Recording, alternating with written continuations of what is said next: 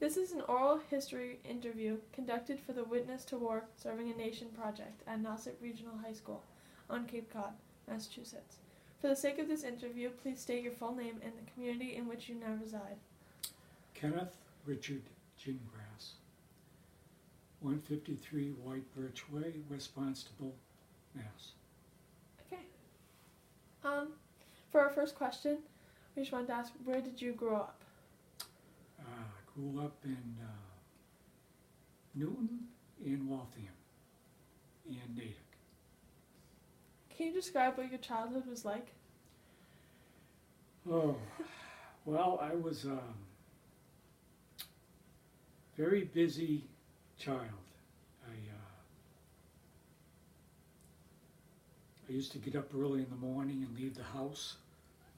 I was asked to leave the nursery school because I interrupted everything that was going on in the school. I never went to kindergarten because I wasn't ready. I was too busy. We had to raise our hand to go to the bathroom. I'd go home instead of going to the bathroom at the school. So I was a very busy child, and I was very disruptive in the classroom. But I finally worked that out. So Do you have any siblings? I'm the oldest of 8. Of 8? Yes. As a child, what was your dream career? Fireman. Okay. Why did you decide to enlist?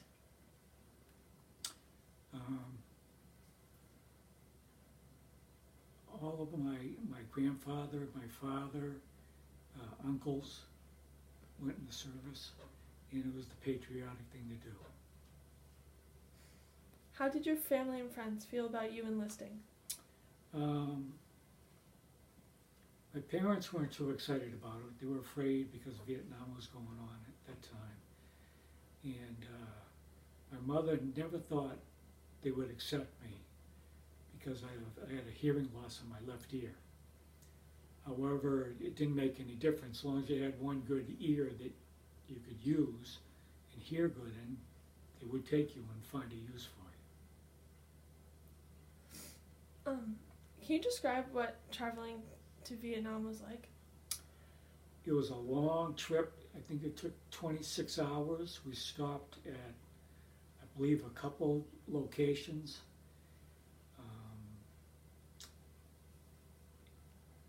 There were a lot of people on the plane that just came home off of leave. They'd already had done a 12-month tour and were going back. And you had to listen to them, all the stories, the horror stories that they had gone through and seen, stuff like that. So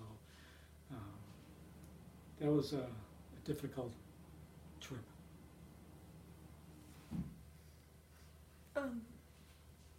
What was a normal day for you like?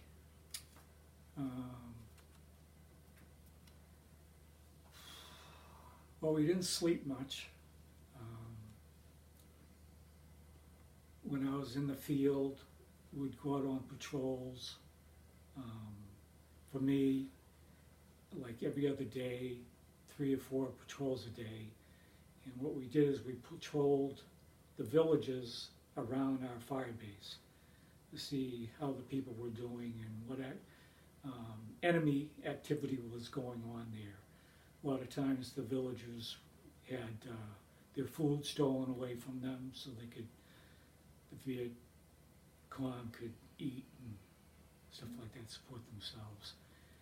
When I wasn't on patrol, I worked in a tactical operations center as a communications person, as a radio operator. And when I wasn't doing that, I volunteered to go on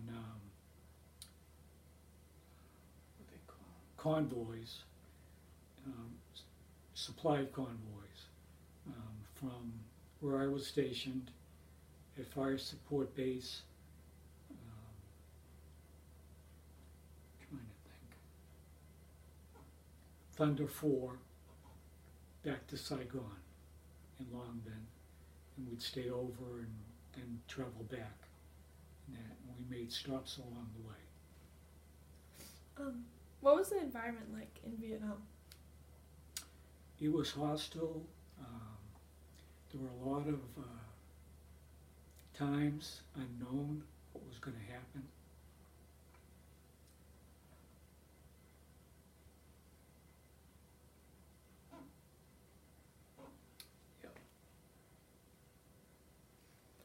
Were there any strong relationships you created with people that you served with? No. No. Did you ever receive any promotions while in the Army? I was promoted twice. Mm-hmm. Okay. What was your favorite aspect of your job? How to help other people. Okay. How did you communicate with your friends and family while you were away? Wrote letters, heard recordings. My parents and my brothers and sisters would send me video recording tapes, and I was able to play them.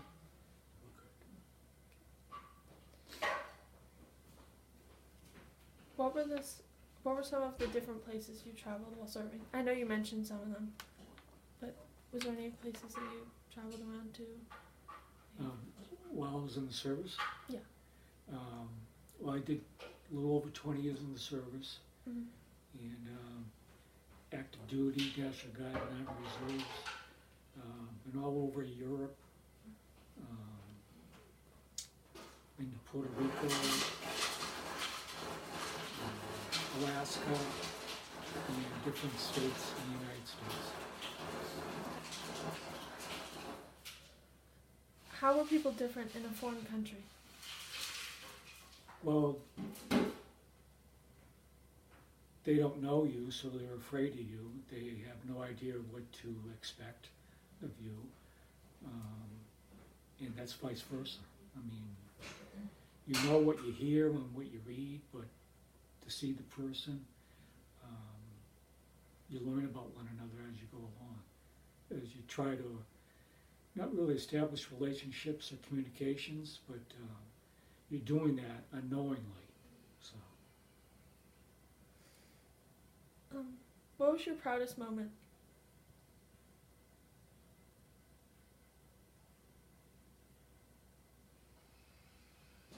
I don't have any.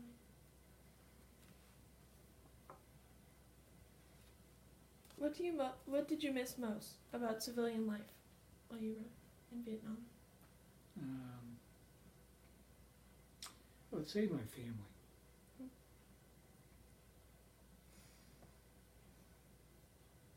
Describe your favorite experience. While I was in the service? Yes.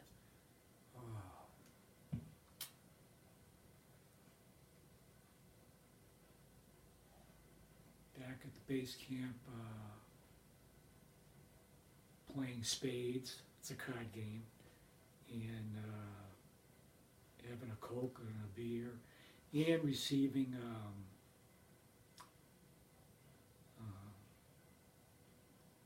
packages from home.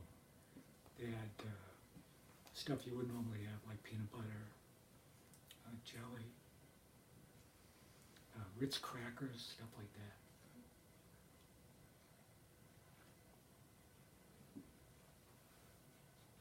Okay, these questions are a little personal. If you don't feel like answering them, then Okay. by all means. Was it hard to fall asleep at night when you were there? Yeah. Yeah, and I heard you didn't get much sleep anyways. No.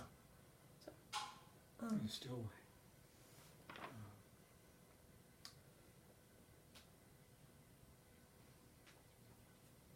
I have that problem today. Yeah. I wake up 3:30 every morning. I'm up. So. Is that because of your service? It could very well be. It's pretty normal. Well, I've heard from other veterans, they have the same issues. And it may have something to do with VC used to attack us early in the morning, so we're programmed. So is VC? VCon. How did people entertain themselves? I heard card games. Yeah, played cards, listened to music, dance foolishly, stuff like that. Just to break up the monotony of the other stuff that went on. Were you allowed to bring much with you? Just our Army stuff and personal hygiene stuff, shaving equipment, toothpaste, toothbrushes. That's it. I mean, what the Army gave you to wear, that's all you needed. Was there food good there? We had sea rations, that's food in cans, okay, that you could open up. And you could heat it, some of you could heat. We used to bargain with one another, and, trade the food we had and that. Let's see, because some guys liked some other stuff that we didn't. The big thing was fruit. There were pears and stuff like that in a can. Spaghetti and meatballs, beans and franks. That was a big deal. And on occasion, we'd have a hot meal, like on holidays and stuff like that.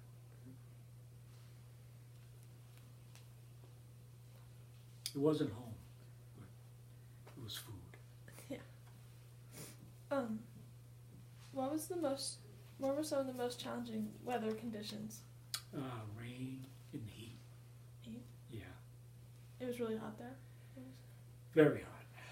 Jeez. Very hot. And the skies would open up with rain in a moment's notice. I mean, it'd just come flying in. And it rained for days and days. A lot of times,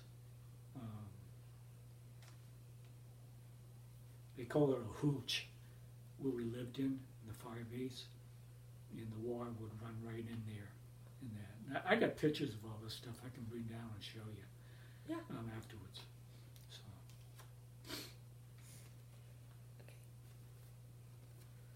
Okay. Was there a big health scare while you were there? About what? A health scare? Malaria was a big scare. But we took pills. We were required to take pills for that every day to offset that. There were some people that came down with malaria because they didn't do what they were supposed to do. Also, there was the case where they would intermingle sexually with the villagers and that, and catch venereal disease and stuff like that. People like myself and my peers saw that happening, and we didn't choose to go that way because it wasn't a good outcome. No.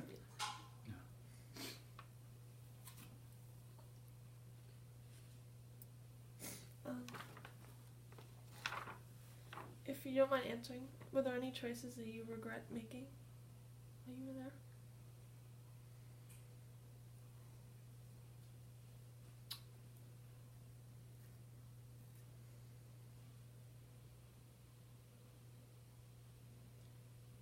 Well,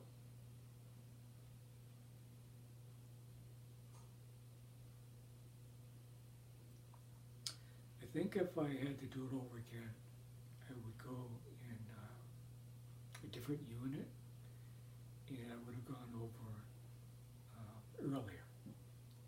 But I graduated high school late in 1969, so when I went over, a lot of the troops were being pulled out, combat troops, and we had to backfill them and that, so we're on our own, so to speak.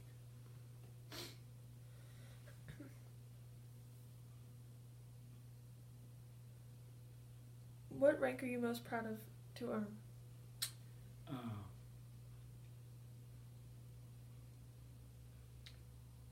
Sergeant E5. When I left Vietnam, I was an E5 sergeant. When I was over, I was E3. And I got promoted twice while I was over there. Were you in combat? Yes. Yes. What is a E5 sergeant? Sergeant. Yeah, just sergeant. Okay. Do you mind sharing your darkest memory, or is that?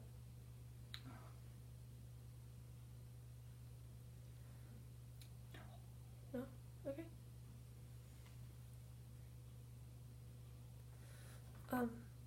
I know you didn't make any strong relationships, but were there any influential people you met? No. No?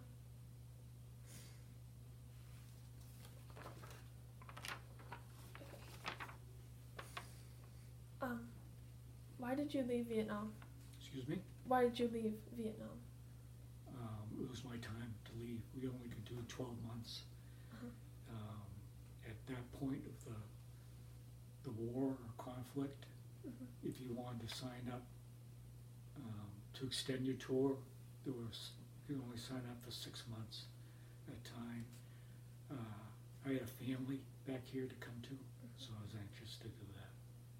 And I was lucky I had a job too, to come back to, which a lot of veterans didn't have. So I was very fortunate in those two aspects. What is your most significant career accomplishment? Oh.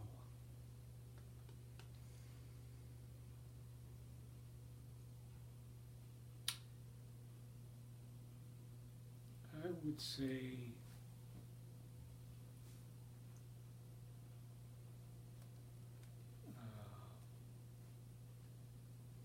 being recruited into Special Forces. Those are the Green Berets.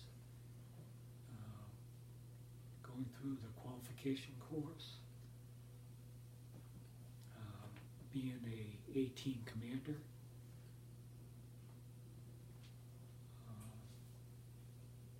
Prior to that, going to Officers Candidate School, Massachusetts Military Academy, and being a direct commission to an officer. I would say those are the things.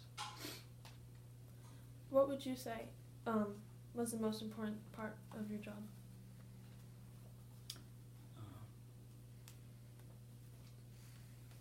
Taking care of my men. Did you have to go through boot camp? Yes. Yes. Fort Dix, New Jersey. Was there a strong sense of camaraderie? Yes. Yeah, there was. Not initially, because everyone was in shock.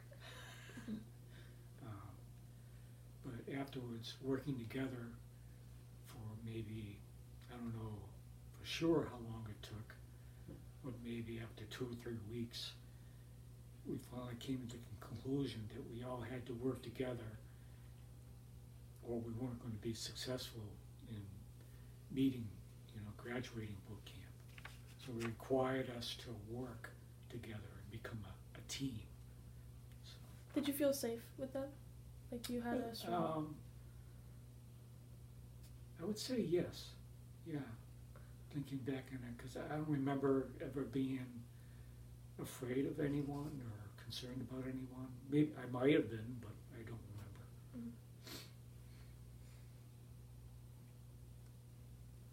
What were your expectations versus reality of being in the military?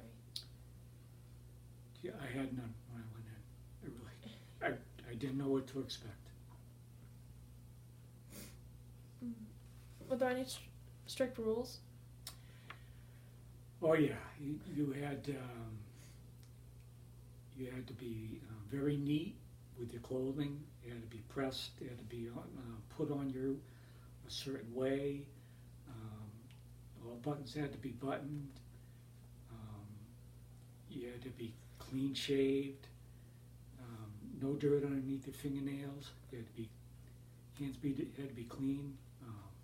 personal hygiene, all those things. Was that because they didn't want people to get sick? Yes, yeah. Because we were so close together, you're learning that you need to work in that environment, not only for your personal hygiene, for that also for the hygiene of all the people you're in contact with. In different situations, you come very, very close in your everyday activities. So.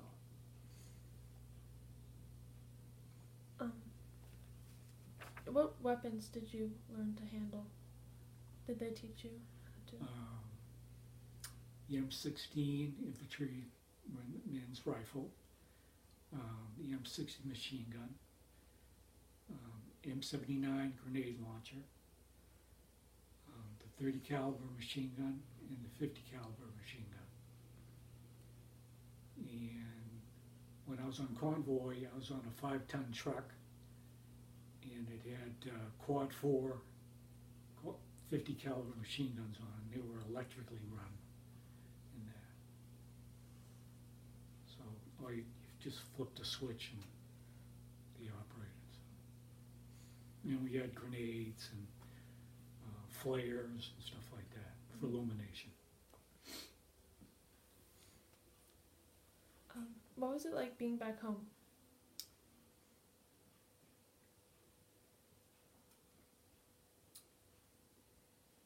It was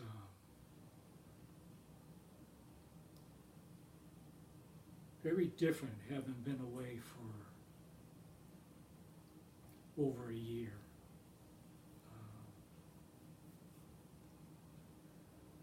All the kids that you had grown up with either went off to college or they left the state to go to work.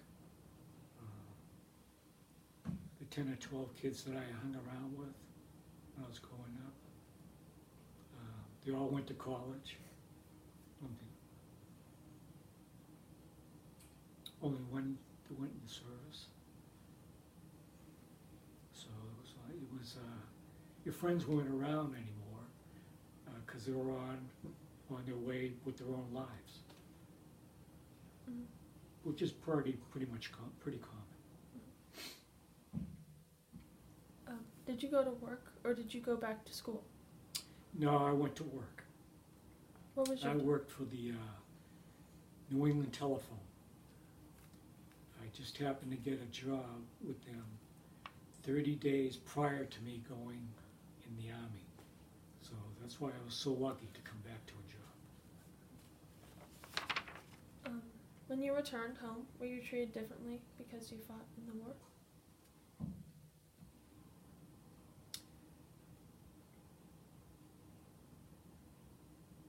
I don't remember.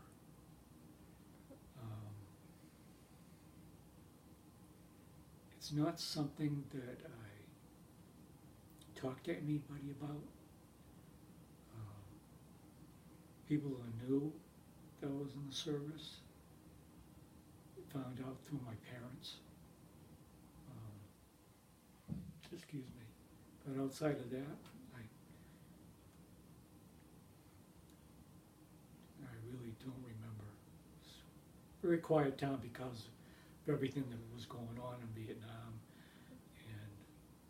And, excuse me, despite the fact that I had been in Vietnam, you gotta remember the whole country was in Vietnam as well, even though they weren't there physically.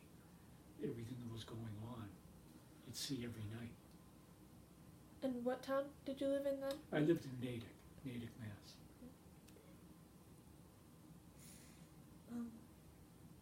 When did you move here? June 2012. Any reason for that? To retire back here, and the excellent health care that is in Massachusetts.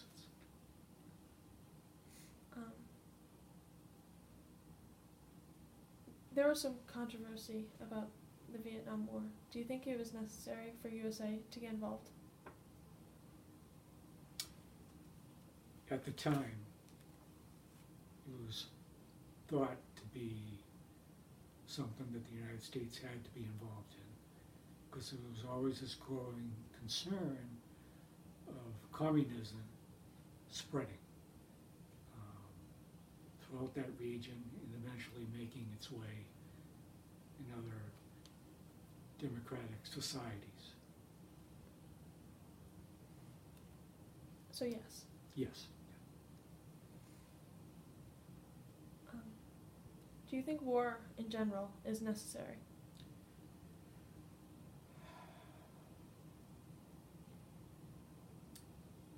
Every situation is different, requiring war. So I would say it's based on the situation and the time that it's required, like to maintaining our democracy, to assure that it's never taken away from us. We will always have to defend ourselves, everything that we have. So many have died and spilled blood to keep our democracy.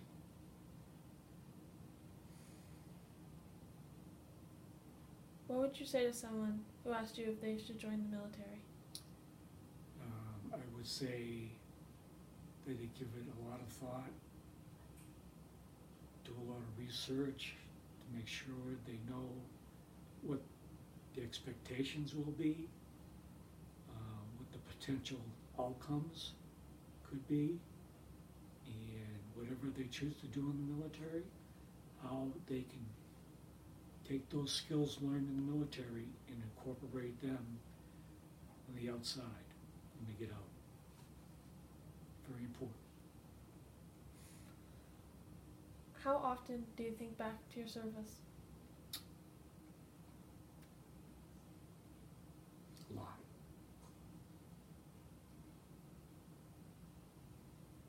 Do you think about it differently now than right after? Because you've had more time to think? Yeah.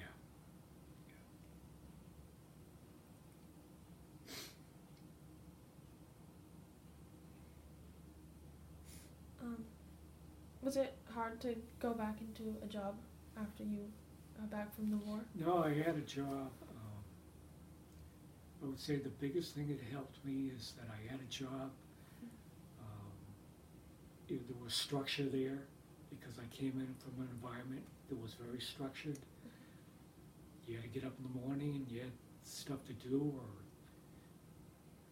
when people woke you up, you had stuff to do. Plus I had a family. I had a son and a wife I had to support. So all of those two things kept me grounded. And a lot of responsibility was there. So.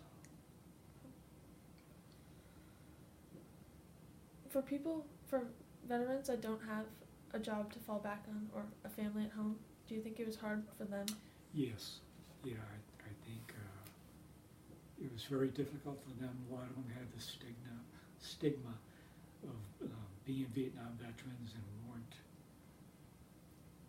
thought to be bad people, thought that they were all on drugs, and they probably didn't want them people in the workplace. Those are false stigmas, right? Yes.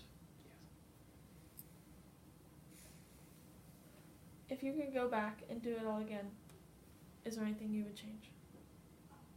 Yeah. I would go and, like I said earlier, if I had finished school when I was supposed to, I would have gone into service earlier, and I would have gone in a couple of different units. But you would still enlist? Yeah. Oh, yeah, absolutely. Well, I followed the footsteps of my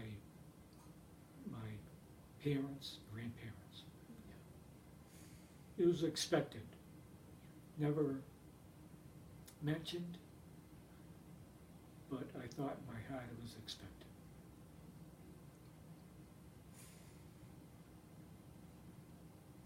How are you involved in the veteran community? Well, I'm a member of Disabled American Veterans, Chapter 114 in Natick. I work on the Field of Honor Committee, not on the committee itself, but I work on the Field of Honor project. I am the president of the Special Forces Association in the New England area, which has 250 members, all ex-Green Berets, veterans, retirees, and that.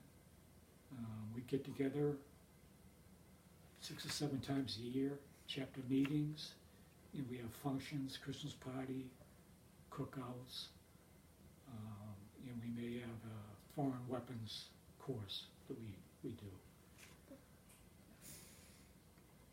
Now, do you have many friends that are veterans? Yes, yeah, through the organizations that I belong to.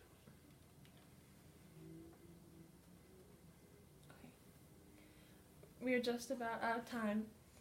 Thank you for this interview. We have one final question. Go ahead. What was the most important lesson you learned from your time in the Army? The value of teamwork.